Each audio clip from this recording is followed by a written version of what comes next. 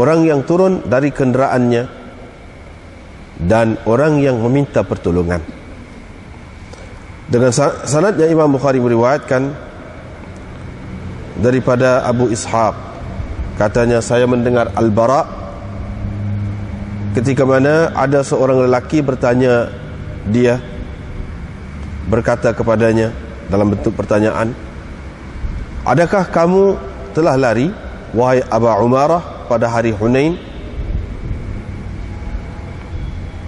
Dia berkata, tidak, demi Allah, Rasulullah sallallahu alaihi wasallam tidak berpaling,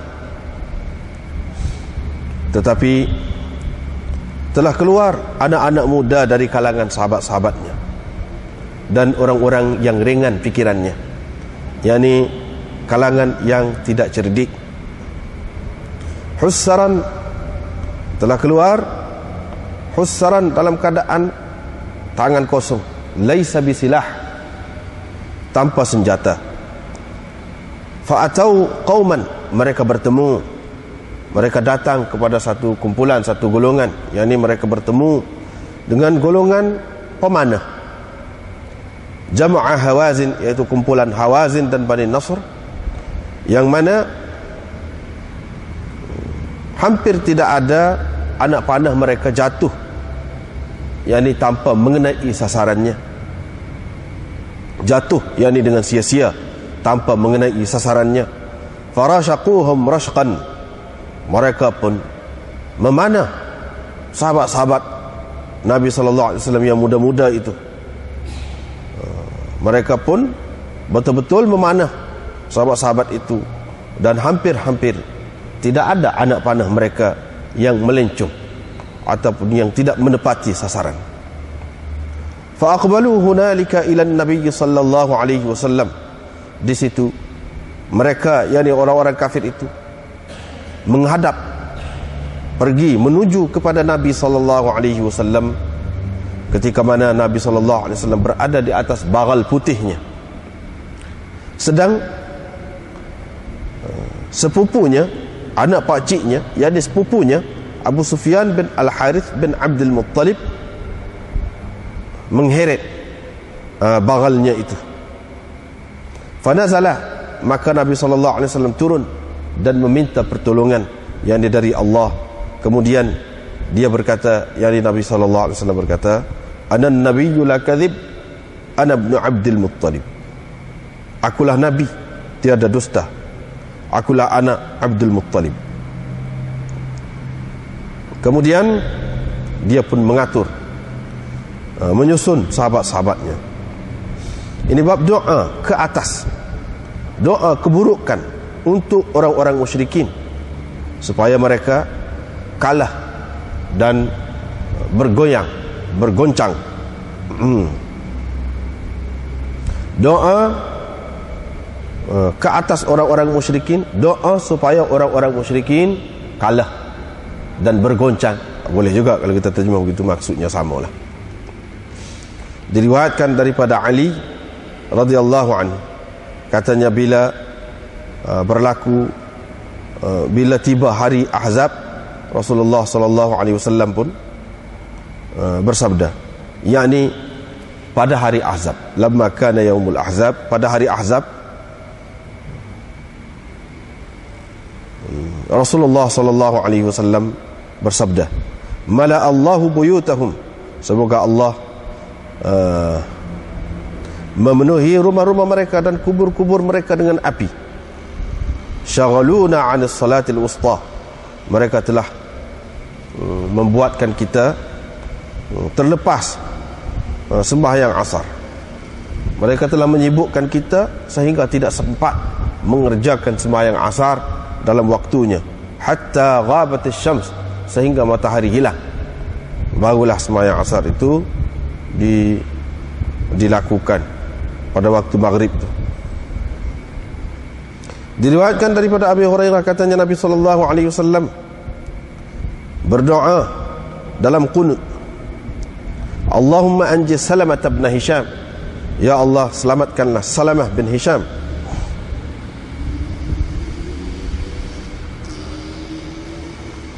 Ya Allah selamatkanlah Al-Walid bin Al-Walid. Ya Allah, selamatkanlah Ayyash bin Abi Rabi'ah. Ya Allah, selamatkanlah orang-orang mukmin yang tertindas, orang-orang mukmin yang dipandang lemah. Ya Allah, usdud wat'ataka ala Mudar. Ya Allah, timpakanlah azabmu ke atas Mudar.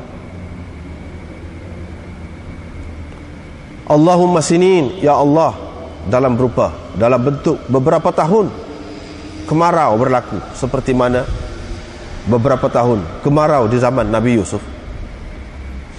Diriwayatkan daripada Abdullah bin Abi Aufa, katanya Rasulullah SAW berdoa pada hari Ahzab terhadap orang-orang musyrikin.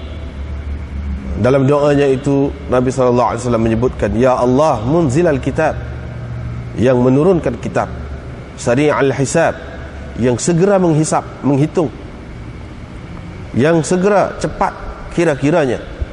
Ya Allah, ihzimil ahzab, kalahkanlah pakatan itu, al-ahzab, pakatan kumpulan-kumpulan orang-orang kafir itu. Allahumma hzimhum wa zalzilhum, ya Allah, kalahkanlah mereka dan goncangkanlah mereka. Diriwayatkan daripada Abdullah, katanya Nabi SAW pernah bersembahyang di bawah naungan Ka'bah. Maka berkatalah Abu Jahal dan beberapa orang Quraisy, pada ketika itu ada seekor unta disembelih di satu penjuru Mekah. Mereka pun menghantar orang supaya membawa datang saknya, salaha, ini temuni ataupun saknya. Yang ni perut-perut lah, kakaf-kakaf dalam perut yang dibuang itu, yang dibuang ke tempat sampah, itu makna salah. Asalnya maknanya sak, bekas binatang dalam perut, janin dalam perut ibu dia tu, sak lah kita kata. Wa tarahuhu alaih, dan mereka membuangnya, mencampakkan sak tadi di atas Nabi sallallahu alaihi wasallam, mencampakkannya alaihi, ke atas Nabi sallallahu alaihi wasallam. Fajaat Fatimah pun datang, dia membuangnya daripada Nabi sallallahu alaihi wasallam itu. Nabi sallallahu alaihi wasallam pun berdoa, Ya Allah, alaika bi Quraisy, hukumlah orang-orang Quraisy ini. Ya Allah, alaika bi Quraisy, hukumlah orang-orang Quraisy ini. Ya Allah, alaika bi Quraisy, hukumlah orang-orang Quraisy ini. Ataupun alaika itu dengan makna isim fi'il amar, jangan lepaslah. Kalau kita kata bahasa kita Kelantan, Ya Allah, jangan lepaslah orang-orang Quraisy ini. Ya Allah, jangan lepas orang-orang Quraisy ini. Ya Allah, jangan lepas orang-orang Quraisy ini. Dikatakannya begitu kepada Abi Jahal bin Hisham, Utbah bin Rabi'ah, Syaibah bin Rabi'ah, dan Al-Walid bin Utbah, Ubay bin Khalaf, Uqbah bin Abi Mu'ayyid. Abdullah berkata, yani Ibn Mas'ud perawi ini, falaqad ra'aituhum, sesungguhnya saya telah melihat mereka itu berada dalam qalibi Badr, dalam telaga buruk di Badar, qatla, sebagai orang-orang yang terbunuh. Dalam keadaan terbunuh saya nampak mereka di telaga buruk Badar. Qala Abu Ishaq, salah seorang perawi ini, perawi daripada Amr bin Maimun, dalam sanad sini dia kata, saya terlupa yang ketujuh.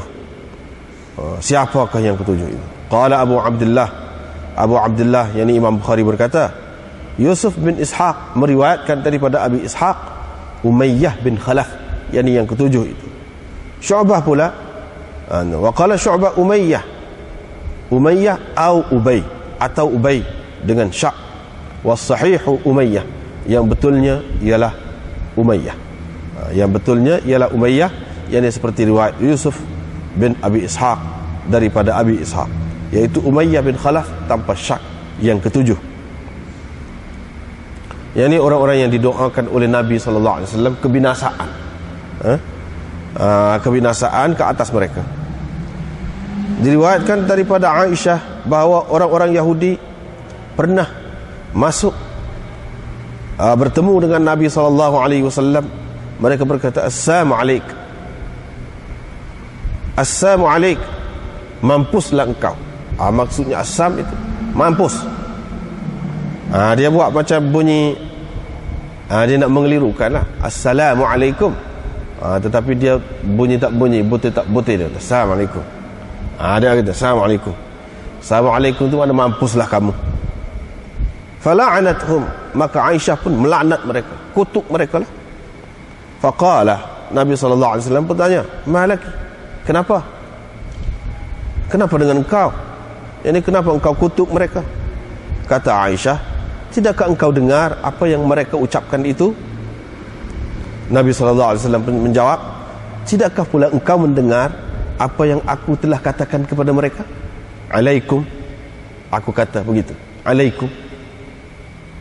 Yani Assalamualaikum, mampuslah kamu, kamulah. Gitu. Alaikum, kamulah yang mampus itu, tapi dia tak katalah kamulah, dia jawab gitu. Alaikum saja. Babun hal yurshidul muslim ahlal kitab atau yuallimuhumul kitab.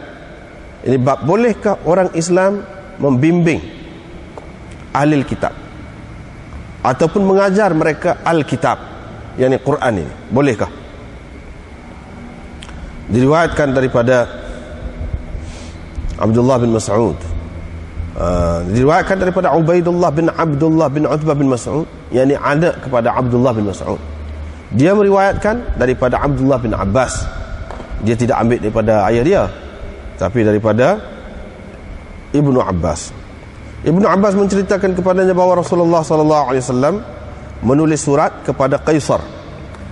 Waqala, Nabi SAW berkata, ini dalam tulisan dia tu, dia tulis, fa in tawallaita, sekiranya engkau berpaling, yakni daripada menerima seruan ini, fa inna alaika ithmal arisiyin, engkaulah yang bertanggungjawab memikul dosa orang-orang petani-petani.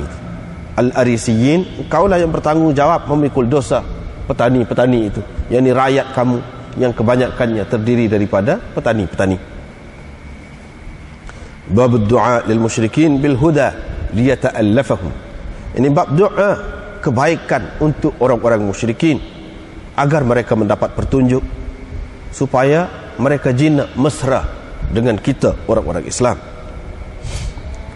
Diriwayatkan daripada Abdurrahman, katanya Abu Hurairah berkata, Tufail bin Amr ad-Dawsi dan sahabat-sahabatnya mengunjungi Nabi SAW. Mereka berkata, wahai Rasulullah, sesungguhnya puak-puak Daus, yakni kabilah Daus Asad, telah derhaka dan enggan menerima Islam. Fad'ullah 'alaiha, minta doalah dengan Allah supaya menyeksanya, supaya membinasakannya. Itu makna fad'ullah 'alaiha. Doa, da'a ala. Kalau da'a ala, maksudnya mendoakan keburukan. Kalau da'a lahu, mendoakan kebaikan. Itu bahasa Arab dia seni begitulah. Macam tadi, babud doa lil musyrikin, doa kebaikan untuk orang-orang musyrikin. Sebab doa li tadi mana tadi, babud doa alal musyrikin, hak sebelah tu, bukan surat sebelah 410 tu bawah tu. Babud doa alal musyrikin. Kalau doa ala bermakna doakan keburukan, kebinasaan, kehancuran. Begitulah. Jadi mereka ini kata, doalah kepada Allah supaya membinasakannya, membinasakan puak-puak Daus itu. Sebab da'a ala. Faqilah, maka ada orang berkata, halakat Daus, binasalah Daus. Faqala, tetapi Nabi SAW berdoa begini, Allahumma hdi Dausan wa'ti bihim, ya Allah, berilah petunjuk kepada Daus dan bawalah mereka, yakni datang kepadaku. Ini bab dakwah, menyeru orang-orang Yahudi dan Nasara. Dan atas apakah, kerana apakah mereka itu diperangi? Kenapakah mereka itu diperangi? dan apa yang ditulis oleh Nabi SAW kepada Kisra dan Kaisar, dan seruan sebelum qital, dakwah sebelum perang. Dengan sanadnya Imam Bukhari meriwayatkan daripada Anas bin Malik, dia berkata bila Nabi SAW mahu menulis surat ke Rom, ada orang berkata kepadanya bahawa orang Rom tidak akan membaca surat, yakni tidak akan melayan surat kecuali dalam keadaan dicop, surat itu. Maka Nabi SAW pun mengambil cincin daripada perak. Yang ini Nabi SAW minta orang buat cincin lah untuk dia daripada perak. Wa ka'anni anzuru ila bayadhihi, saya macam nampak lagi putih cincinnya itu, yakni sinar cincin. Masih lagi sahabat ini ingat, yakni Anas ini ingat cincin hak Nabi SAW mula-mula buat itu, sinar dia. Fi yadihi, di tangannya, wa naqasha fihi, dan dia mengukir pada cincin itu, yakni dia minta orang ukirlah pada cincin itu, Muhammad Rasulullah, Muhammad pesuruh Allah. Dengan sanad yang Imam Bukhari meriwayatkan daripada Ubaidullah bin Abdullah bin Utbah bahawa Abdullah bin Abbas menceritakan kepadanya bahawa Rasulullah SAW telah mengutuskan suratnya kepada Kisra. Nabi SAW menyuruh supaya diberikan surat itu kepada Azim Bahrain, yakni pembesar ketua negeri Bahrain. Ketua negeri Bahrain itu telah memberikannya, menyerahkan surat itu pula kepada Kisra, yakni melalui pembesar Bahrain tadi. Minta disampaikan kepada Kisra. Jadi begitulah pembesar Bahrain itu pun sampaikan kepada Kisra. Bila Kisra membacanya, kharraqahu, dia mengoyak-ngoyaknya, dia koyak surat itu. Fahasibtu, saya rasa Sa'id bin Musayyab berkata, fada'a alaihimun Nabi sallallahu alaihi wasallam, maka Nabi sallallahu alaihi wasallam pun mendoakan kehancuran ataupun kebinasaan mereka. Da'a alaihim, ala lagi. Nabi sallallahu alaihi wasallam mendoakan supaya mereka dihancurkan sehancur-hancurnya. Ayyumazzaqu kulla mumazzaqin, supaya mereka dikoyak rabakkan, yakni dihancur leburkan.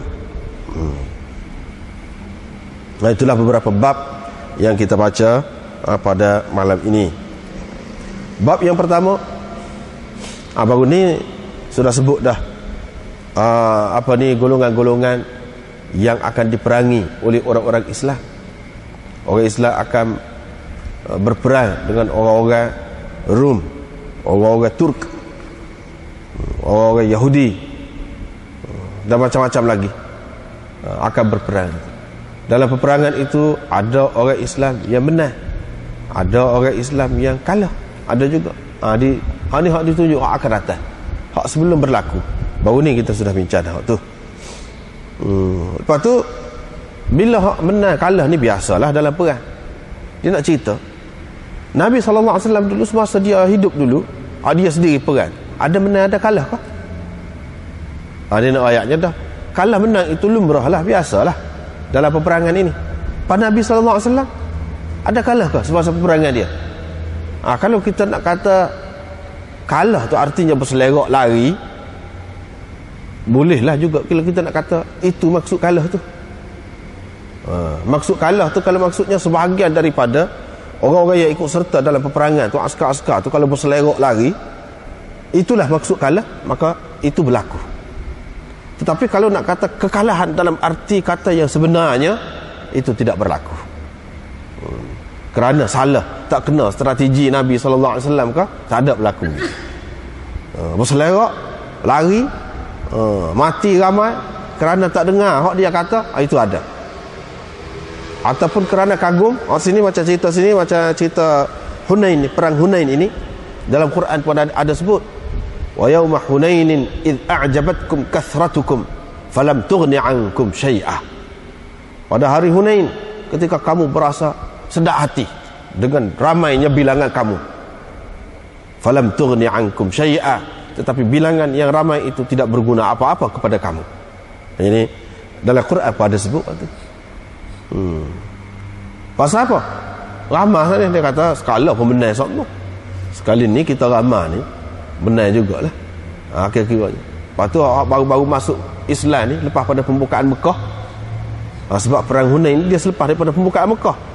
Ramailah yang masuk perang tu, anak-anak muda yang ringan fikiran, yang dikatakan akhfaf itu, yang tak berapa cerdik pun masuk pergi perang juga. Hak belum Islam lagi pun tetapi sudah terima hukum Islam itu, sudah terima.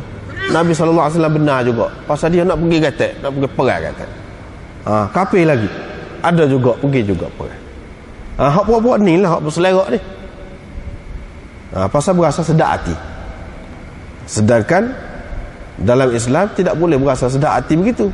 Walaupun cukup senjata, cukup apa pun tak boleh berasa sedap hati. Kena berhati-hati semua. Kalau nak kata hak berselerak begitu, ada. Ini nak ayat di bawah pimpinan Nabi SAW sendiri pun ada berlaku begitu. Apatah lagi orang lain. Sebab kalau mengikut sebab-sebab biasa ni, dia ada lah kalau benar itu. Dia ada. Kita kena terima hak tu. Kalau dalam jihad, dalam perang ni. Kena terima hak tu. Tetapi hak tak sehnya, kekalahan itu menyebabkan kita patah semangat. Tak ada dah nak merancang semula. Fikir semula, susun semula, tak ada. Lagu tu tak sih. Cuma tengok Nabi SAW ni, sahabat-sahabat dia berselerak lari. Kalah lah. Sebahagiannya kalah lah kita kata. Lepas pada tu, adakah Nabi SAW cabut lari? Tidak. Dia susun pasukan dia semula. Apabila susun semula tu, kalah lah orang kafirnya. Dan banyaklah boleh harta ghanimah kepada orang-orang Islam. Ni mana cerita ni, masa lari berselerak ni bukan habis lagi pun kan? Tak habis lagi. Di tengah-tengah tu. Di tengah-tengah. Lepas pada tu, Nabi SAW menguasai keadaan itu. Dan orang kafir kalah. Dia susun. Dia susun semula. Atur semula sahabat-sahabat dia tu. Itu caranya. Bukan dengan cara lari berselerak tu kali begitu. Tidak. Inilah dia kata, orang yang menyusun sahabat-sahabatnya pada ketika kekalahan. Kekalahan dalam arti takdilah. Dalam arti seperti anda sebut tadi, hak tu boleh terima kalau begitu. Tetapi kalau kekalahan secara mutlak, tak ada. Nabi SAW tak pernah kalah. Tak pernah lagu tu. Daripada awal hingga akhir, tak ada lagu tu. Kalau ada di tengah-tengah tu, kerana tak dengar kata, adalah tak berapa cerdik, tak dengar kata, berlakulah kematian, berselerak, itu ada. Ini orang yang mengaturkan sahabat-sahabatnya pada ketika kekalahan.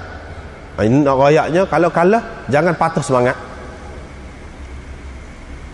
Yang perlu memainkan peranan ialah pemimpin, panglima. Nabi SAW jadi panglima di sini. Kekalahan yang sebenarnya ialah apabila panglima tu mati ataupun lari. Di sini tidak. Sebab itulah dia kata ni, Abu Ishaq kata ni kepada Bara. Dia dengar Bara, ada orang tanya dia, adakah kamu lari wahai Abu Umarah pada hari Hunain? Kamu lari dengan arti kamu kalah ke pupuk kamu? Dia kata la wallah, tidak, demi Allah. Maknanya tidak kalah dalam arti kata yang sebenarnya. Nabi SAW tidak berpaling, tidak lari. Bila panglima tak lari, tidak kalah tu orang panggil tu. Bila panglima tak mati, tidak kalah. Panglima duduk tempat biasa, hak dia, cara dia. Cuma orang-orang lain hak tak kena tu berselerak, lari. Itu macam tu tidak kalah. Kekalahan yang disebutkan di sini, kekalahan itu dari satu sudut. Dari satu sudut, bukan dari semua sudut. Sebab itulah Bara menafikan kekalahan itu. Tidak, demi Allah. Nabi SAW tidak berpaling. Kalau orang lain berselerak pun, Nabi SAW tidak berselerak. Bila dia tu tidak berselerak, bermaknanya orang Islam semua sekali tidak berselerak. Tidak tidak kalah. Sebab yang menentukan kekalahan ataupun kemenangan perang itu ialah apa? Ialah panglima itu sendiri, ketua perang itu.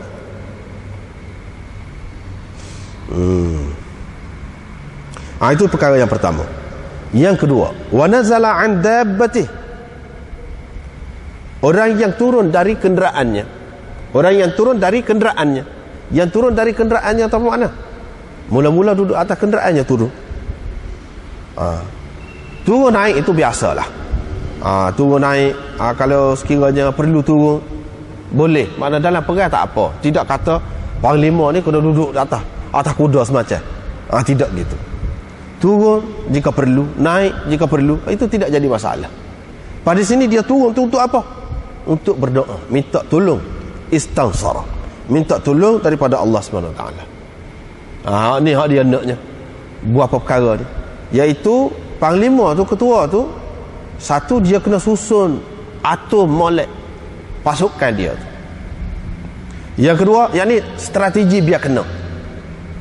Kalau berselerak dah pun susun semula biar kena, atur semula. Itu yang pertama.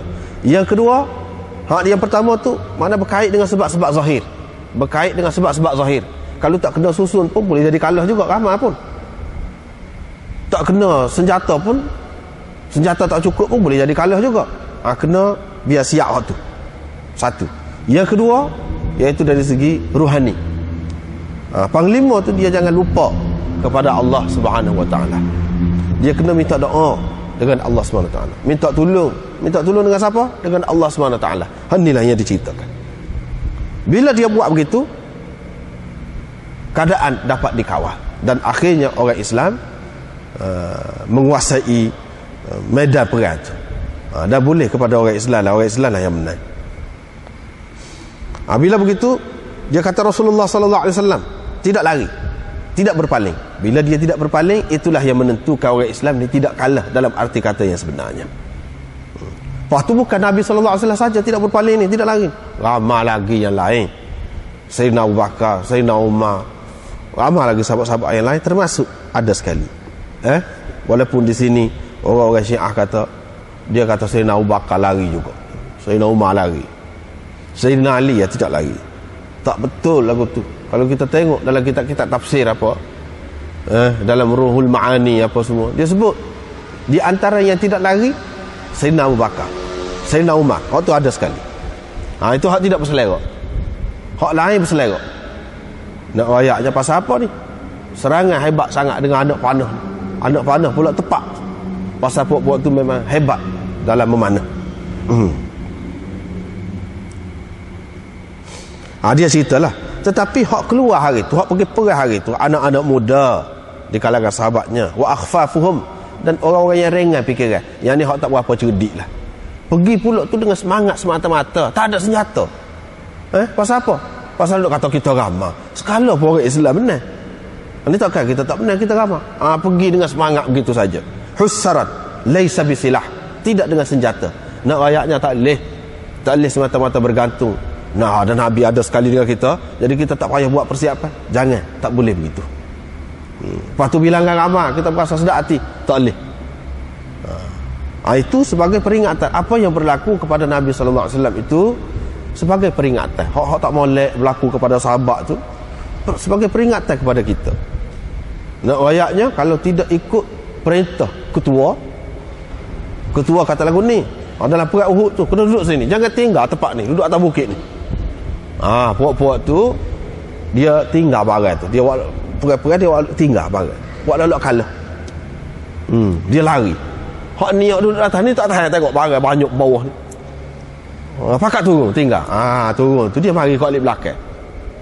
Hak tu yang jadi teruk tu dalam perang Uhud tu. Pasal tak dengar kata lah. Tak boleh tak dengar kata. Tak cukup senjata, tak boleh. Sedap hati, berasa sedap hati, tak tentu pasal, tak boleh. Dia kena ada semua mana perhubungan dengan Allah SWT. Lepas tu atur molek. Peraturan tu kena ikut molek. Jangan tak dengar kata.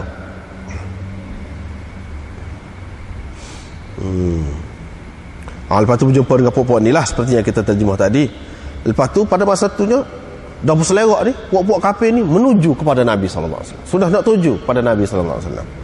Ketika itulah Nabi SAW di atas baral putihnya, sepupu dia Abu Sufyan bin Al-Harith mengheret baral dia tu, fanazala, dia pun turun dan minta pertolongan daripada Allah SWT. Dia berdoa lah.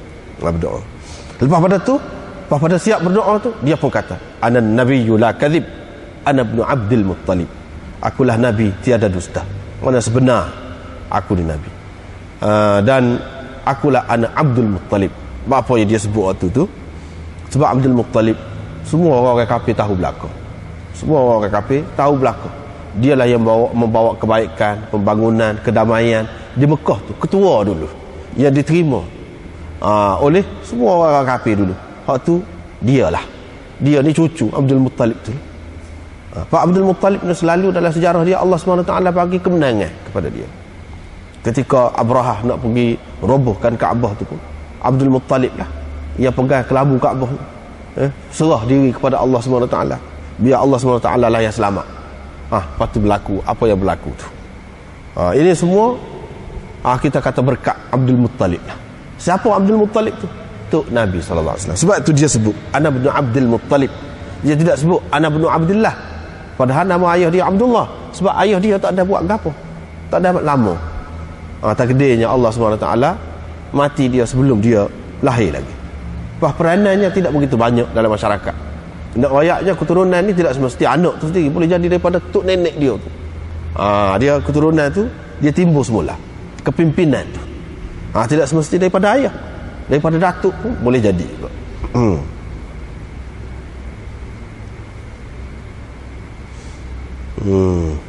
Thumma saffa ashabahu, kemudian dia mengatur, menyusun sahabat-sahabatnya. Bila susun semula tu, kalahlah orang kafir selepas pada tu. Itu ceritanya. Waktu babud doa 'alal musyrikin bil hazimah wal zalzalah. Hak sani doa sani. Nabi sallallahu alaihi wasallam turun daripada baral dia minta tolong dengan Allah SWT. Minta tolong gapo? Pada doa tu doa gapo? Imam Bukhari buat pula tajuk hak sesuai dengan hak sebelum daripada ni. Gapo dia hak dia doa tu? Doa supaya orang musyrikin kalah dan orang musyrikin bergoncang. Apa makna dia ni doa kepada orang musyrikin tu kalah? Memanglah apabila perang tak selesai kalah. Kita tak benar kita. Dia pun lagu tu juga. Kita doa biar dia tu kalah. Kalau kita tidak cukup senjata sekalipun, bukan makna kita kena pegang pada senjata saja, tidak. Kalau kita tak ada senjata pun, doa tu tetap merupakan senjata kita. Tetapi kalau persiapan kena buat hak tu setakat mana yang ada. Kalau tak ada, hak ni pun senjata besar juga bagi kita. Doa. Doa supaya kalah. Dan zalzalah. Zalzalah tu maknanya bergoncang. Biar gementar mereka. Kecup perut. Biar kita kata kecup perut. Dalam menghadapi orang-orang Islam. Ini riwayat daripada Sayyidina Ali radhiyallahu anhu, kata dia pada hari Ahzab Rasulullah sallallahu alaihi wasallam telah mendoakan kepada orang-orang kafir, doakan keburukan untuk orang-orang kafir. Apa dia kata? Semoga Allah memenuhi rumah-rumah mereka dan kubur-kubur mereka dengan api. Apa makna memenuhi rumah mereka dan kubur mereka dengan api? Jadi kubur tu dengan api tu maknanya Allah SWT menyeksa mereka. Lepas tu rumah mereka dengan api, tak sedap lah, panah, berasa panah, tak sedap duduk, tak tenang duduk. Gitu. Itu makna memenuhi rumah mereka dengan api. Jadi nak balah lah, tak senang duduk lah. Sama-sama dia keluarga tu tidak damai, tidak tenang duduk. Pasal apa? Pasal mereka telah menyibukkan kita, membuatkan kita terlepas sembahyang asar, salatil wusta. Hadis ini menunjukkan bahawa sembahyang wusta ialah sembahyang asar. Sembahyang wusta, hafizu ala salawati was salatil wusta. Dalam Quran disebutkan salatil wusta itu apa? Iaitu sembahyang asar. Daripada hadis inilah kebanyakan ulama pegang bahawa sembahyang wusta itu ialah sembahyang asar. Sebab hadis ni hak tak ada sembahyang ni sembahyang asar sehingga jatuh matahari. Tak ada apa-apa yang kita kata tak sembahyang khauf, syiddatul khaufnya tidak disyariatkan lagi sembahyang syiddatul khauf pada masa itu. Dengan sebab itu dia kena buat dalam waktu, kena buat dalam waktu. Apabila tak ada dalam waktu, tak ada, lepas tu boleh tinggal kah? Tak boleh, qada juga. Nabi SAW semayang lepas pada itu, lepas pada jatuh matahari itu. Lepas dia semayang hak mana? Dalam kebanyakan riwayatnya disebutkan semayang asar dulu, hak tertinggal tu dulu, lepas tu baru semayang hak waktu tu, semayang waktu tu. Itulah di sini nak ayatnya tinggal semayang tu suatu perkara yang berat kepada Nabi SAW. Satu perkara yang berat. Pas kalau kita tu berasa tidak berat, itu tu kena cah molek lah tu bateri tu. Kalau kita berasa tak berat, tinggal semayang berasa tak ada apa, tu tak kena tu pasal lagu tu. Dia kena berasa susah hati. Kalau kita berasa susah hati, berasa sedih, berasa mikir macam mana nak jaga semula tak boleh jadi begitu, tu cah bagus. Kita tu bagus, hiduplah, mana jiwa kita tu hidup segar molek. Kalau tidak berasa begitu, bermakna jiwa kita sakit. Nabi SAW bila terlepas asar, siapa kata begitu? Puncanya siapa yang buat siapa tak ada sembahyang? Buat orang kafir tu. Pas Nabi SAW tak sih sangat peran. Daripada awal lagi tak sih. Tak sih peran. Sehingga terpaksa tinggal negeri sendiri.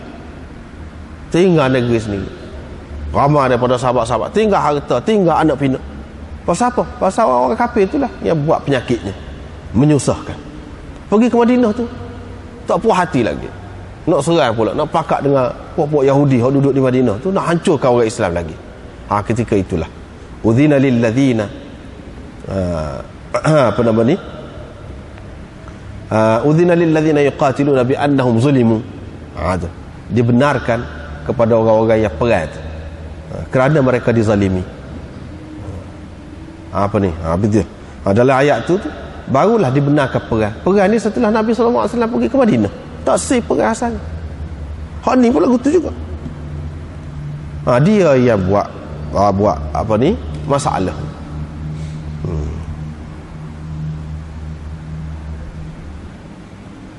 Sehingga tinggal semaya tu.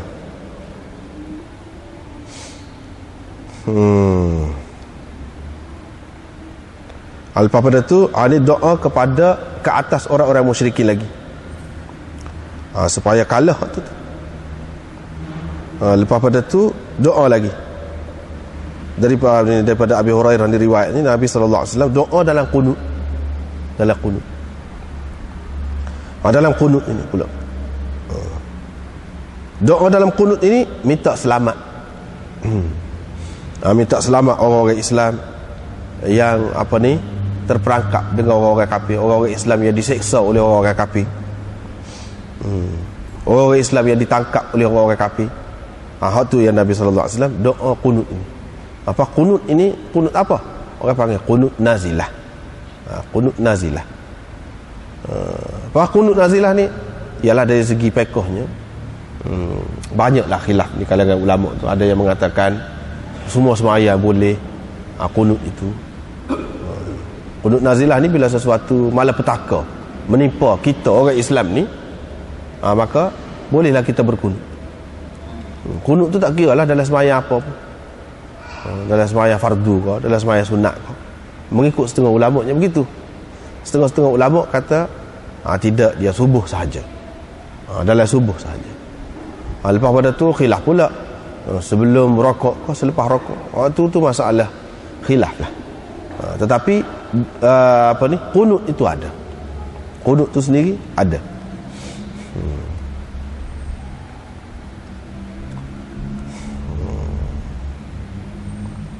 Lepas tu banyak lagi lah masalah qunut itu, panjang cerita lain lah pulaknya. Qunut dalam witir lah apa tu, witir pastu kalau dalam bulan Ramadan lagu mana, waktu tu panjang lah cerita, kita tidak nak bincang tentang waktu tu.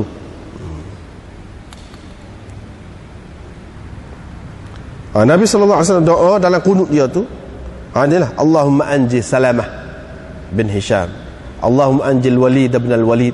Yalah, kalau kita nak doa sekarang ni pun boleh juga.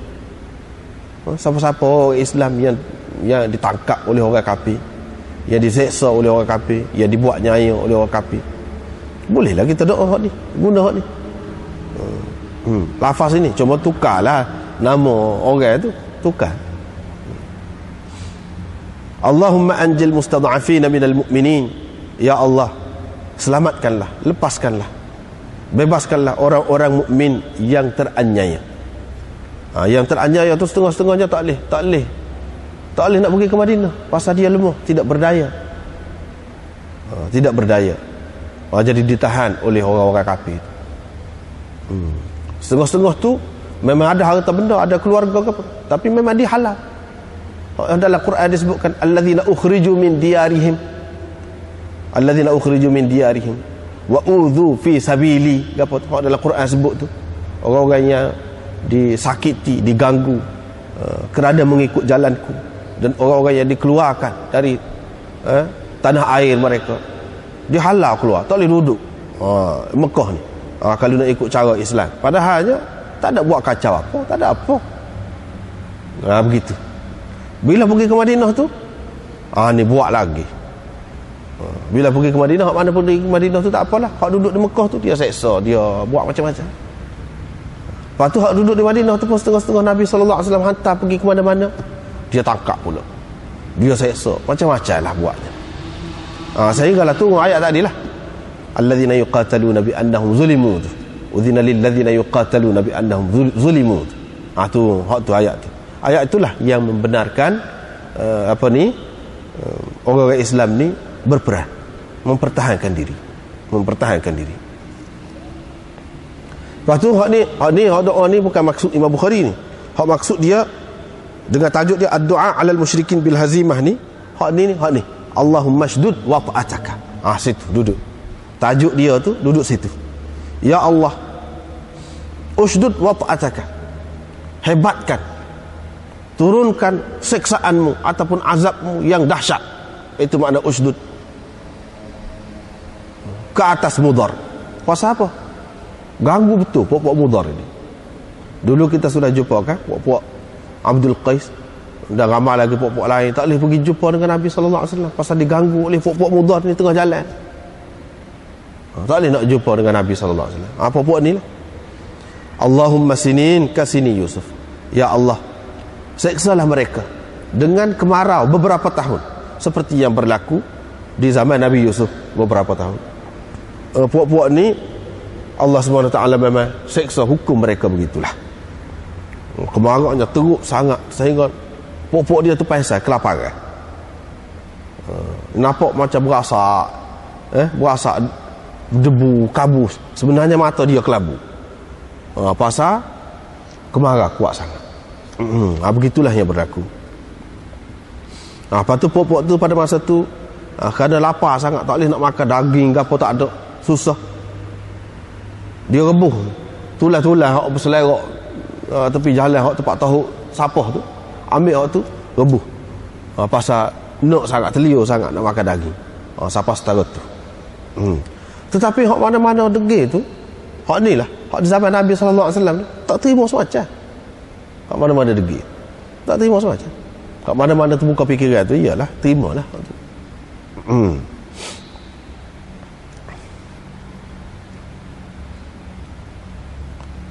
Nabi SAW yang kuat. Kalau kita kata nak balas, nak main cara dia lah, cara ganas begitu, boleh tahan nak buat dah, tapi tidak.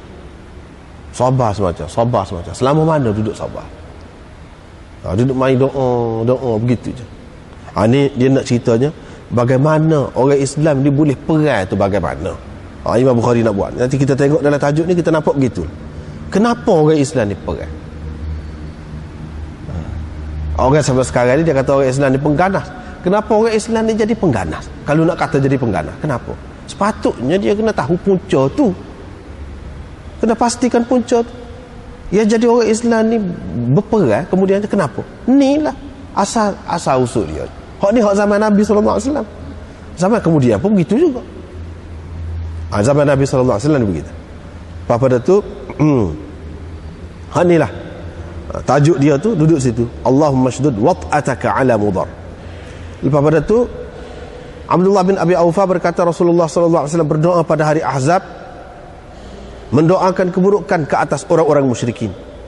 Dia berdoa begini, ya Allah, Tuhan yang menurunkan kitab, Tuhan yang segera hisabnya, ya Allah, kalahkanlah Ahzab.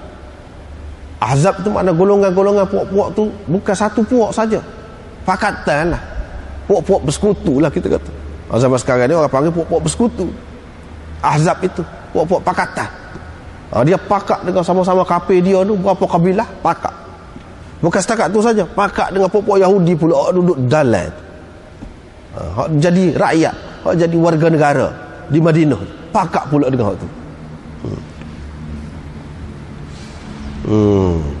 Jadi Nabi SAW minta doa supaya kalahkan Al-Ahzab itu, golongan-golongan yang banyak.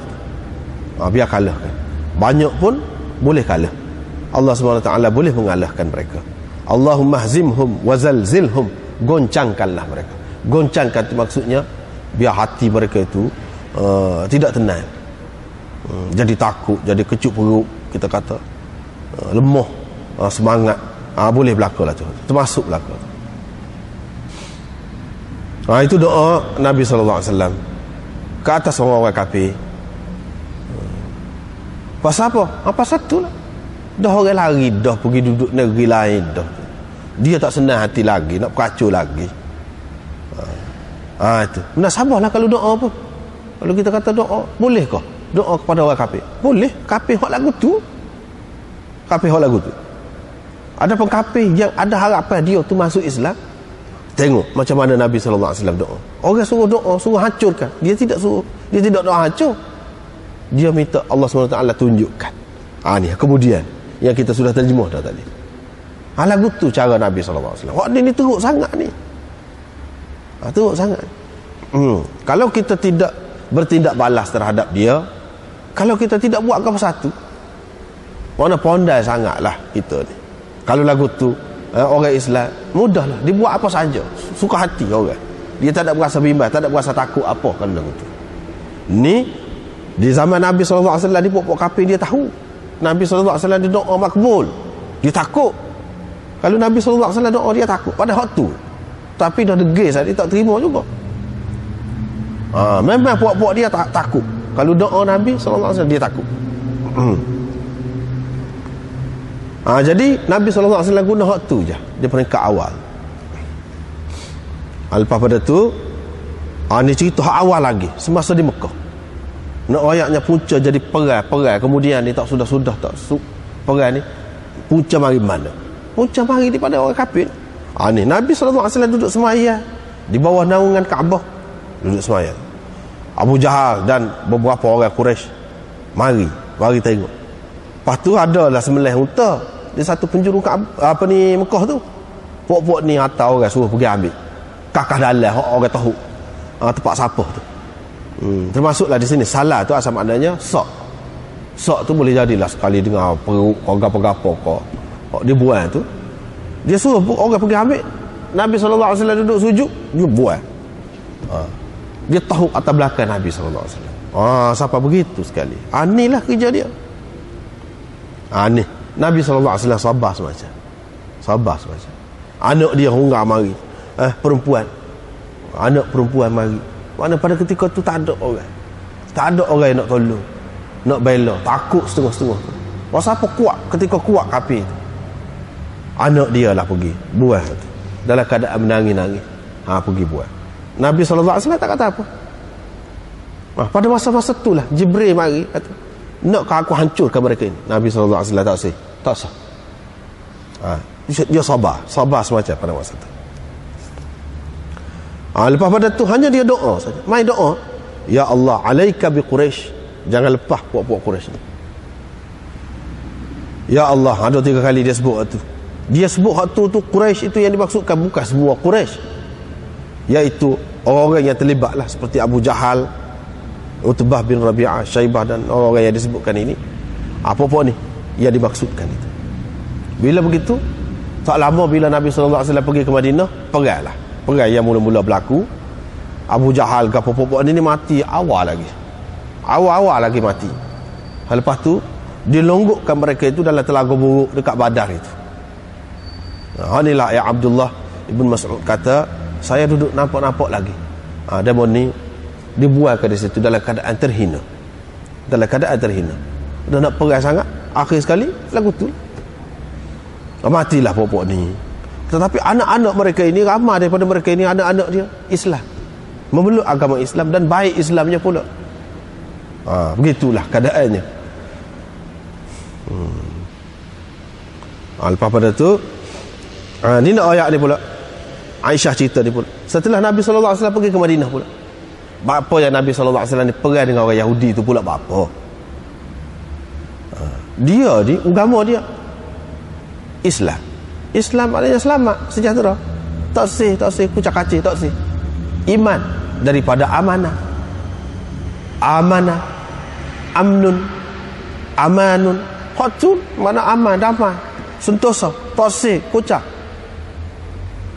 Tapi dah orang buat kucak. Tengok Yahudi. Padahal dia terima dah orang Islam duduk di Madinah tu. Negara Islam, duduk dalam negara Islam, dia pun kata nak duduk molek. Tapi dia sindir kepada ketua negara. Siapa macam tu sekali. Bukan perkara dua lah kesalahan yang dia buatnya. Pakatan dengan musuh luar, nak menghancurkan orang Islam. Lepas pada tu dia perli sindir macam-macam kepada Nabi SAW. Di antaranya dia kata Assalamualaikum. Dah muka orang Islam kan kalau jumpa Assalamualaikum, Nabi SAW ajar begitu. Dia buat lidah dia tu terang tak terang Assalamualaikum. Maksud dia doa keburukan ke atas Nabi SAW. Yang ni mampuslah kamu. Adakah patut macam tu? Orang terima dia dengan baik, duduklah baik-baik, kita tak ada apa. Boleh orang kafir duduk dalam negara Islam, dia tetap dengan agama dia, tak ada apa. Nabi SAW telah layan dia begitulah. Bukan Nabi SAW paksa dia masuk Islam, tak ada apa. Tak lagu tu pun dia kata begitu. Perli dan macam-macam lah. Fala'anathum. Aisyah tak tahan bila dengar begitu. Aisyah pula anak mereka lah. Kamulah mampus. Aisyah kata begitulah. Lepas tu Nabi SAW pun kata, kenapa kamu duduk kutuk gini ni? Aisyah pun kata, engkau tak dengar ke apa yang mereka kata tadi? Nabi SAW pun kata, kamu pun tak dengar ke aku kata tadi? Padan dah lah tu kira-kiranya. Padan dah. Dia kata Assalamualaikum. Aku dengar molek. Bukan telinga je ni, tuli. Dengar. Aku kata alaikum. Kamulah. Cukup. Tapi Nabi SAW ni dia berhalu. Dia tidak kata wa'alaikumussalam. Dia kata alaikum saja. Alaikum. Kamulah. Kamulah hak mampus itu. Kamu nak suruh mampus. Maknanya aku mampu. Kamulah. Yang ni hak mampus. Begitu. Nabi SAW tak kata. Lagu tu pun tak boleh semacam orang nampak. Orang kata lagu tu, dia tidak jawab dalam lafaz itu. Cuma jawab tu sampai jugalah. Siapa maksud tu? Siapa maksud? Lagu tu pun orang kata tak boleh lagi. Apa nak suruh siapa setara mana? Siapa setara mana? Jadi dengan sebab itu dia kata alaikum. Alaikum tu maknanya atas kamu lah.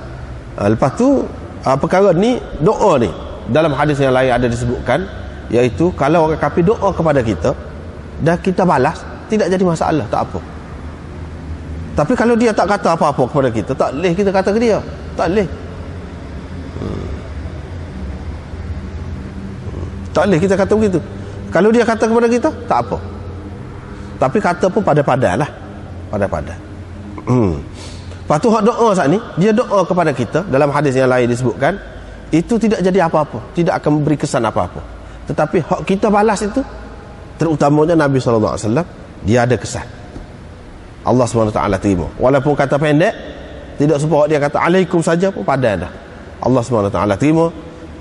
Dan akhirnya orang-orang Yahudi ni dihalau keluar daripada Madinah.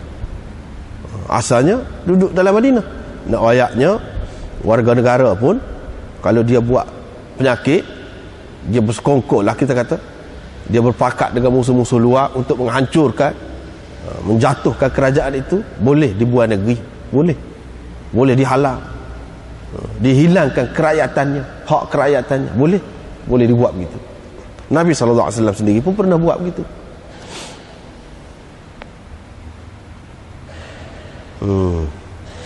Babun hal yurshidu al-muslim ahlal kitab au yu'allimuhum al-kitab.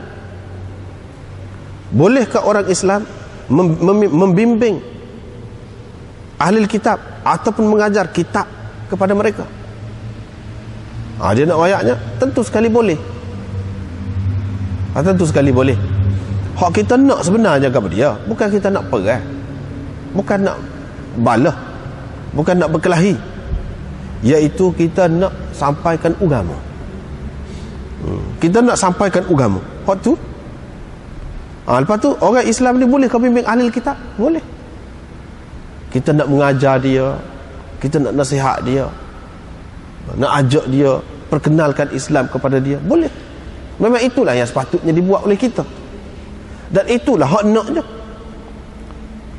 Tetapi kalau mereka menghalang, situlah hak nak jadi perai tu. Nak jadi perai tu. Kalau tidak halal, bebas. Kalau dia bebaskan, kita masuk dalam negeri dia, kita bincang, boleh bincang dengan molek, tak ada apa.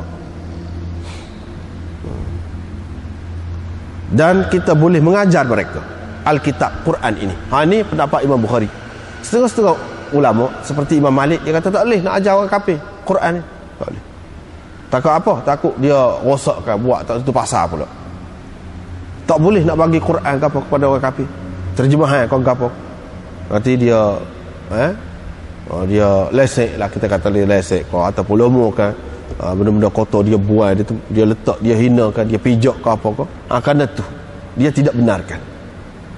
Tetapi Imam Bukhari, Imam Abu Hanifah dan ramai lagi ulama-ulama yang lain mengatakan tak mengapa, tak apa. Syaratnya janganlah kita tahu dengan jelas dia ni pesetu. Kalau kita tidak tahu dengan jelas, kita harapkan dia ni ada kebaikan, tak apa nak bagi Quran, nak bagi terjemahan biar dia baca, nak bagi kita hadis ke apa, tak apa, molek lah tu. Sebab tujuan kitanya nak sampai ke agama tu. Itulah tujuan kita. Sebab itulah Nabi SAW dalam riwayat dia sebut telah menulis surat kepada Kaisar. Telah menulis surat kepada Kaisar ni. Hak pendek dulu kita sudah jumpa dah. Hak panjangnya. Dan beberapa tempat dalam Bukhari ni disebut hak panjang riwayat ni. Akan datang ni muka surat sebelah ni panjang. Disebut pula riwayat hak panjang. Ni ringkas. Dia tulis surat. Dia kata apa dalam surat? Kalau engkau berpaling yang dia tidak menerima suruhanku ini, engkau bertanggungjawab memikul dosa rakyat-rakyat engkau yang kebanyakannya terdiri daripada petani itu. Ini Nabi SAW membimbing, bimbing ataupun pimpin, tolong rakyat kepada ahli kitab. Pak Kaisar tu dia ahli kitab lah. Ahli kitab ni kita kata orang pandai dah ni, patut rakyat lagi, kena rakyat juga. Pandai pun boleh jadi dia lupa ajaran dia, boleh jadi dia membelakangkan ajaran dia, boleh jadi. Kita peringatkan dia. Alul kitab dah dia tu, kita rayak pula untuk memperingatkan dia. Itu termasuk dalam irsyad. Au yu'allimuhumul kitab, atau mengajarkan kitab. Lagu mana? Mengajarkan kitab dalam riwayat ni tak ada ni mengajar kitab ni. Mengajar kitab tu maksudnya Quran lah. Duduk di mana? Imam Bukhari isyarat kepada riwayat yang panjang. Dalam hak panjang tu disebutkan Nabi SAW tulis ayat Quran. Dia tulis ayat Quran. Apabila tulis ayat Quran, dia tak ada terjemah. Bila tak ada terjemah, macam mana Kaisar tu nak faham? Dia kena susah payah lah. Dia kena susah payah lah. Sama ada dia sendiri ke. Ini makna cara Nabi SAW nak suruh dia belajar lah. Dia belajarlah bahasa Arab, barulah tahu Quran tu. Secara tidak langsung dia buat gitu tu, dia nak suruh Kaisar tu belajar. Inilah maksudnya mengajar kitab. Duduk situ mengajar kitab. Sebab dia hantarkan ayat Quran. Bila hantar ayat Quran, dia faham apa? Kalau dia tidak faham, dia kena belajar. Kalau dia tak ada masa nak belajar, tak saya belajar pun, dia kena tanya orang lain. Orang lain yang erti bahasa Arab tu. Apa dia tulis ni? Ni ada ayat Quran ni, apa makna dia? Dia kena tanya orang lain. Mana kena bersusah jugalah. Orang tu mesti dia kena orang yang terpelajar, baru boleh dia terjemah. Ni makna berkait dengan mengajar juga. Berkait dengan mengajar juga. Lepas tu Nabi SAW telah mengirimkan beberapa ayat Quran kan tu kepada dia tu. Fah Quran juga orang panggil tu. Maknanya boleh builah, kita boleh bagi kepada orang kafir ayat Quran, boleh. Apalagi kalau dalam bentuk terjemahan, dia boleh faham baca tu, lagi bagus. Hak ni Nabi SAW kira ni tak ada terjemahan pun boleh. Dia tahulah maksud dia akan carilah penterjemah dia. Tak apa buat gitu. Tujuan kita apa? Nak mengajarkan kandungan Quran dan untuk membimbing mereka ke jalan yang betul. Dan dia pun tahu kita sudah jumpa dah dulu Hadis ni dah akan datang kita jumpa memang Qaisar ni dia orang alim besar juga. Orang alim besar. Dia tahu cerita-cerita ni semua ni. Dan hadis ini juga menunjukkan bahawa pemimpin itu bertanggungjawab terhadap orang bawah dia. Kalau orang bawah dia sesat, kait dengan dia boleh faedah jugalah. Kalau orang bawah dia ni dapat petunjuk, molek jadi juru ke apa, boleh juga ke dia. Boleh juga. Bukan pemerintah tu saja, tidak. Inilah hadis. Sebab kalau engkau berpaling, engkau menanggung, engkau memikul dosa arisiyin. Dosa rakyat dia tu. Kalau dia beriman, boleh jadi rakyat dia tu ramai yang beriman. Supaya sejarah kita lah, sejarah Melayu, Malaysia ni dulu macam mana jadi Islam sini. Buatan raja lah memeluk Islam dulu. Pihak lain-lain tu ramai ikut lepas tu jadi ramai dengan mudah. Sebab apa? Pasal raja memeluk Islam dulu. Hak ni pun begitu juga.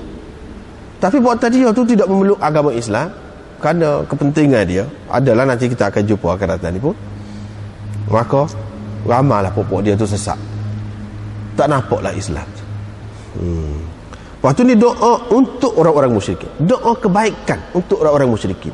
Islam tidak mengajar kita supaya doa buruk saja kepada orang kafir ni. Tidak. Doa buruk kepada kafir ni, kafir lagu mana? Kafir hak jahat lagu tadi tu lah. Hak orang duduk semayang pergi letak atas belakang. Sok binatang. Ataupun najis binatang. Orang hak duduk molek-molek dia seksa. Duduk di negeri sendiri tidak aman. Halal pergi keluar negeri orang. Pergi ke negeri orang tu tak senang hati lagi. Pergi lagi nak hancurkan lagi. Hak lagu tu. Hak doa tu, binasa tu. Adapun hak Islam, orang kafir yang memang tak tahu gapo tentang Islam, tidak disuruh kita berdoa supaya mereka tu binasa. Tak ada lagu tu. Bahkan Nabi SAW doa supaya mereka dapat petunjuk. Itu dapat petunjuk. Bukan doa supaya mereka diampunkan. Tak boleh ampun. Mungkin dia tidak Islam lagi. Syarat nak ampun dosa ni, dia kena Islam. Doa apa? Doa biar dia tu dapat petunjuk. Biar dia tu Islam dulu. Itu doa lagu tu. Doa untuk orang-orang musyrikin untuk dapat petunjuk. Ya ta'allafahum, untuk menjinakkan mereka, menjinakkan hati mereka. Maknanya dia ni orang yang baik-baik, orang yang tidak buat kacau, tidak nak perai dengan orang Islam. Mesra dah lah tu. Dengan kita doa begitu, biar dia mesra lagi. Biar dia mesra lagi dengan kita. Inilah cerita. Jawab mari riwayat daripada Abdul Rahman. Katanya Abu Hurairah berkata, Tufail bin Amr ad-Dawsi. Abu Hurairah ni pun dia puak-puak Daus juga. Puak-puak Daus juga. Ketua dia ni dulu pergi berjumpa dengan Nabi SAW dengan beberapa orang kawan-kawan dia. Setelah dia berdakwah lama, payah jugalah nak boleh masuk Islam tu pun payah juga. Lepas pada tu puak-puak dia ni pun pergi royak lah kepada Nabi SAW. Puak-puak Daus ni derhaka dan tak saya terima. Doalah biar Allah binasakan mereka. Orang selalu moga puak-puak tu tak faham lagi. Dia ingat kalau ke Islam ni kak musuh dengan orang kafir semualah, orang kafir. Hak mana tak saya terima Islam tu kak biar hancur, biar binasa lah. Dia faham lagu tu, dia tak apa faham lagi. Bila begitu, ada pula yang berkata binasalah. Dia kata binasalah Daus. Yakni kalau Nabi SAW doa semati, binasalah. Kalau lagu tu. Tapi Nabi SAW tidak doa lagu tu. Dia kata apa? Allahumma hdi Dausan. Ya Allah, berilah petunjuk kepada Daus. Puak Daus itu. Wa'ti bihim, dan bawalah mereka datang ke sini. Bawalah mereka datang ke sini. Kita nak berhubungan dengan mereka, nak baik-baik, nak berkenalan dengan mereka. Biar dia mari sini dulu. Beri petunjuk kepada mereka. Lepas pada tu puak-puak dia ni ramai masuk Islam. Masuk Islam ramai lah puak-puak dia. Abu Hurairah tu pun termasuklah dalam puak-puak Daus tu juga. Puak-puak dia lah ni. Itu doa kebaikan untuk orang-orang musyrikin. Sebab itulah ulama-ulama mengatakan Assalamualaikum boleh juga pada orang kafir pun. Assalamualaikum. Terutama kalau dia kata semati Assalamualaikum pada kita. Kita kata Waalaikumsalam, tak apa. Itu pun semacam doa juga, doa kebaikan. Dan dia nak baik dengan kita, dia memang baik, tak apa. Kita beri salam lagu tu kepada dia pun. Memang kita pun nak bawa kedamaian, kesejahteraan. Kesejahteraan Islam ni bukan kepada orang Islam saja. Bila dia terima Islam, ini terutama orang kafir zimmi ke apa, bermakna kita bagi jaminan assalam, selamat kepada dia. Kita jamin, kerajaan kita jamin keselamatan dia. Bermakna begitu. Bukan makna assalamualaikum tu dia selamatlah daripada azab akhirat ke apa kerana kesalahan syirik dia tu. Itu suku hak tu. Ada jaminan daripada orang Islam, masyarakat Islam, negara Islam kepada dia yang menerima Islam, iaitu selamat. Boleh, tidak salah kata assalamualaikum tu. Dan hak tu termasuk dalam doa kebaikan untuk orang-orang musyrikin. Untuk orang-orang musyrikin. Hak ni doa untuk orang-orang musyrikin termasuk juga. Pak, untuk mereka itu sejahtera, selamat sengerti orang kafir ni, iaitu dia Islam lah. Bila kita kata assalamualaikum tu dengan niat dia Islam, barulah dia sejahtera sengerti dunia akhirat. Dengan maksud tu. Tetapi kalau orang hak kafir, hak tak bui salat tu kafir harbi lain. Kafir memang dahagakan darah kita, memang nak perang apa dengan kita, hak tu hak tak boleh. Tetapi kalau tidak begitu, tak apa. Walau bagaimanapun Nabi SAW menganjurkan kita biar sama-sama kita ni lah hak lebih utamanya. Kita sama-sama kita ni. Walaupun begitu, tidaklah kata tak boleh. Daripada sinilah ulama-ulama yang mengatakan boleh tu, dia pegang dengan hak ni. Sebab salam itu pun satu bentuk doa juga. Doa apa? Doa kebaikan. Hak ni pun doa kebaikan. Nabi SAW sendiri pun doa kebaikan. Ini dakwah orang Yahudi dan Nasara. Dakwah orang Yahudi dan Nasara. Yang ni kita menyeru mereka, ajak mereka kepada Islam, Yahudi dan Nasara. Dan kenapakah mereka diperangi? Atas asas apakah mereka diperangi? Dan apa yang ditulis oleh Nabi SAW kepada Kisra dan Kaisar? Dan dakwah sebelum qital, sebelum perang. Atas asas apakah? Jawabnya asasnya sebab tadi lah. Orang yang buat nyaya, buat zalim, buat apa tu, untuk menghindarkan kezaliman itu, kita boleh perang dengan dia. Itulah asasnya. Asasnya kezaliman, nak menghapuskan kezaliman itu. Yang kedua, asasnya iaitu dakwah. Dakwah disekat, dihalang. Itu asas yang kedua. Lepas tu kezaliman, termasuk dalam kezaliman tadi, bukan kezaliman kepada kita orang Islam saja. Kezaliman kepada orang yang bukan Islam pun perlu diselamatkan juga. Orang-orang yang bukan Islam itu daripada kezaliman pemerintah dia. Boleh juga begitu. Itu juga asasnya. Dan Nabi SAW sulih kepada Kisra dan Kaisar. Dia dakwah. Kalau terima, tidak jadi masalah. Tak jadi masalah. Dan seruan sebelum perang, dakwah dulu, ajak dulu kepada Islam sebelum perang. Itu cara nak perang ni, dakwah dulu. Kalau dia tidak terima, perang. Kalau dia terima, dia tak se-Islam, tapi dia terima, dia nak berdamai, nak baik-baik dengan Islam, tak apa, tidak perang, tak ada perang juga. Ataupun dia nak duduk di bawah pemerintahan Islam, ikut cara sistem Islam, tak apa juga, tak ada perang juga. Dan dia boleh kekal dengan agama dia. Hak perang ni, kalau kita tidak serang dia, dia akan serang kita. Hal lagu tu, hak tu baru ada perang. Barulah kita nak masuk ke dalam negeri dia, tak boleh. Dia tidak benar sama sekali kita nak pergi dakwah bercerita tentang Islam, tidak benar. Dalam keadaan lagu tu, baru ada keharusan perang. Kalau tidak, tak ada perang. Tak ada. Lepas tu nak perang ni pun, dengan kafir harbi ni pun, wayak dulu, dakwah dulu. Kita ni bukan nak gapo, bukan nak harta, bukan nak kuasa, bukan nak gapo. Berapa kali Nabi SAW dalam sepanjang pemerintahan dia tu, dia wayak begitu pada pemerintah-pemerintah. Dan Nabi SAW bahkan mengekalkan pemerintah hak dulu semasa kafir. Bila dia masuk Islam, Nabi SAW bagi dia merintah terus. Bukan nak kuasa, nak suruh keadilan Islam itu tertegak, hukum Islam terlaksana di situ. Satu. Yang kedua, dakwah Islam boleh bebas. Lepas tu orang kafir, dia tak boleh kau nak ajak orang pada agama dia. Boleh kebebasan beragama, tapi kena ada cara dia lah. Kena ada cara dia. Kena bincang, kita kata kita diskusi dengan dia, bincang dengan cara forum ke, dengan cara apa ke, dengan cara yang baik, boleh. Wajadilhum billati hiya ahsan. Berbincanglah dengan mereka, berdebatlah dengan mereka dengan cara yang baik, mujadalah. Dia tak terima Islam tak apa, tapi kena ada semua perbincangan. Dia nak ayat agama dia molek setara mana lah kan, ayat. Lepas tu kita masing-masing komen lah. Dia nak komen Islam, komen, tak apa. Tapi biar terbuka, biar bebas, bagi kebebasan lagu tu. Kita rakyat kita. Lepas tu dia nak kritik, kita jawab. Begitu juga dia rakyat dia, kita kritik, dia boleh jawab lagi, kritik. Kita yakin Islam ni yang benar, yang betul. Akhir sekali dia akan bertemu, dia akan terfikir. Kalau dia ikhlas, dia akan terfikir dengan cara lagu tu, bahawa Islam ni yang betul. Akhir sekali dia akan terima Islam. Kita yakin lagu tu, dan hujah kita lebih kuat. Nak takut apa? Bincang dengan cara terbuka, dengan cara bebas. Katakanlah di Malaysia ni, katakanlah negeri Islam, ada orang kafir, Buddha, Allah, kita buat forum, bincang. Itulah orang panggil kebebasan beragama. Dan dalam Islam dibenarkan begitu. Tak apa, buat lagu tu, tak apa.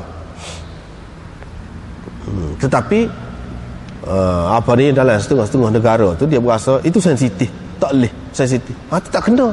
Cara Islam bebas, tapi dengan cara yang damai, dengan cara yang baik. Jangan sampai jadi bala, berkelahi, bertumbuk, bertetak, membunuh. Itu tak sih, tak sih lagu tu. Bincang dengan cara yang baik, aturkan dengan cara yang damai, tak apa. Bincanglah. Itu cara sebaik-baiknya untuk orang ni mendapat hidayah. Paksa tak ada. Dalam Islam tak ada. Nak paksa dia masuk Islam tak boleh. Bincang ada. Kalau dia tidak benarkan bincang, tu boleh jadi perang. Boleh jadi perang. Kalau benarkan bincang, tak apa. Ataupun tak saya bincang lagi, tapi kita tak saya perang, nak berdamai, tak apa juga, boleh juga. Sebab itulah orang Islam, dalam hukum Islam dia letak kafir ni tidak serupa, tidak sama. Beberapa banyak kafir. Ada kafir muahid, ada kafir musta'min, ada kafir zimmi, ada kafir harbi. Pasal tak serupa lah keadaan. Dengan sebab itu kita melayan mereka pun tidak serupa. Tidak serupa. Riwayat daripada Anas bin Malik, dia berkata, bila Nabi SAW nak tulis surat kepada Rom, begitulah, dulu pun kita sudah jumpa, iaitu mereka kata orang-orang Rom ni tidak akan layan surat tu kalau sekiranya tidak dicop. Nabi SAW pun tempah lah, tempah, buat apa ni, cop dia tu dalam bentuk cincin. Dia pakai cincin. Apabila dia tulis surat, dia cop tu lah, Muhammad Rasulullah. Bentuknya iaitu Muhammad di bawah sekali, Rasulu di tengah, Allah di atas sekali. Cop tu Allah di atas sekali, lepas tu Rasul, Allah, Muhammad tu bawah sekali, Allah, Rasul, Muhammad. Bukan Muhammad duduk di atas saja, tapi bacanya Muhammad Rasulullah. Itu bentuk cincin itu. Dia tidak kata Muhammad ni ketua negeri ni. Tak, dia tidak terlihat tu. Ini menunjukkan surat-surat dia ni tak ada kepentingan politik dunia ni, tak ada, untuk agama. Tetapi untuk menyampaikan agama tu, kuasa ni perlu, kuasa pemerintahan tu perlu. Kalau tidak, tak licin. Maka perlulah kuasa tu. Tetapi hak sebenarnya, perjuangan sebenar Nabi SAW iaitu membawa agama.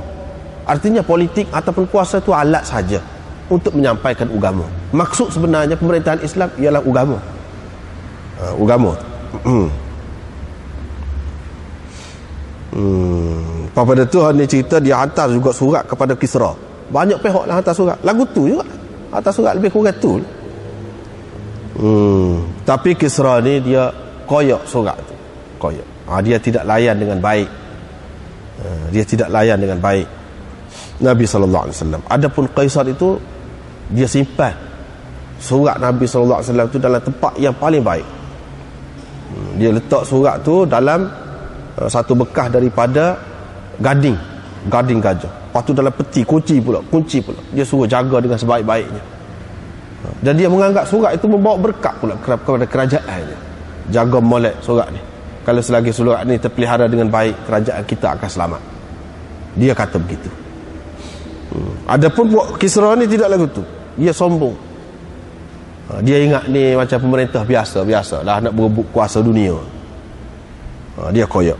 Lepas pada tu Nabi SAW pun doakan supaya dihancurkan mereka itu. Lepas pada tu tak lama, Kisra ni anak dia tu gila kuasa. Anak dia tu gila kuasa, rancang macam mana nak bunuh ayah dia. Macam mana nak bunuh ayah dia. Pasal dia nak berkuasa ni, nak tunggu mati lambat. Dia pun rancang, tiba-tiba ayah dia dapat tahu. Itu cerita. Ayah dia dapat tahu. Lepas pada tu dapat tahu tu, saat-saat akhir lah, dah dia ni terkepung dah nak kena bunuh. Ayah dia dah tulis dalam satu bilik ubat dia tu, dia tulis di satu botol ubat apa ni, nafsu, ubat kuat tenaga batin, kita kata kuat tenaga batin, menguatkan tenaga batin. Dia tulis itu sebenarnya racun. Lepas tu ya si ayah dapat tadi bila itu kena bunuh, matilah. Ya si anak lepas pada tu naik takhta, tak apalah, sedaplah dia berasa bebaslah, hak dia berlakon, suka hati dia lah, nak memuaskan nafsu dia. Masuk dalam bilik ayah, tengok tadi peluang dia, ambil hak tu, makan hak tu, racun, mati. Tak ada berkuasa, sehari dua gitu mati. Lepas tu tak ada orang lain dah nak berkuasa kecuali perempuan saja. Anak dia, dalam keturunan dia, anak dia hak perempuan. Bila diserahkan kuasa kepada perempuan tu, Nabi SAW tahu, hak itulah Nabi SAW kata tu, iaitu lan yufliha qaumun wallau amrahum imra'atan. Dia isyarat kepada ni lah, perempuan ni lah. Satu kaum, satu bangsa tu tidak akan berjaya yang telah melantik perempuan sebagai ketua mereka. Isyaratnya kepada perempuan ni lah. Lepas tu berselera, hancur tak lama. Inilah yang dikatakan kehancuran puak-puak Kisra tu, puak-puak dia tu. Tapi walaupun begitu, apakah mudah maknanya orang Islam nak masuk tu sebelum pada tu, nak menakluk puak-puak dia? Payah juga. Berapa ramai terkorban syahid, berapa ramai perang, berapa kali, dahsyat-dahsyat. Sampai ke zaman Sayyidina Umar tu baru jatuh. Di zaman Nabi SAW tak jatuh lagi. Hak ditunjukkan kepada Nabi SAW, dibuka khazanah-khazanah, diserahkan, diberikan kepada orang Islam itu. Hak tu ditunjukkan kepada Nabi SAW saja, tidak berlaku di zaman dia. Hak jatuh sepenuhnya di zaman Sayyidina Umar. Baru jatuh. Nak ayatnya berapa puluh kali perang sana sini. Tetapi hancurlah pokok dia tu. Babun du'ain Nabi sallallahu alaihi wasallam ila al-Islam wan nubuwah. Seruan Nabi sallallahu alaihi wasallam kepada Islam dan kenabian. Sekat itulah, wallahu a'lam.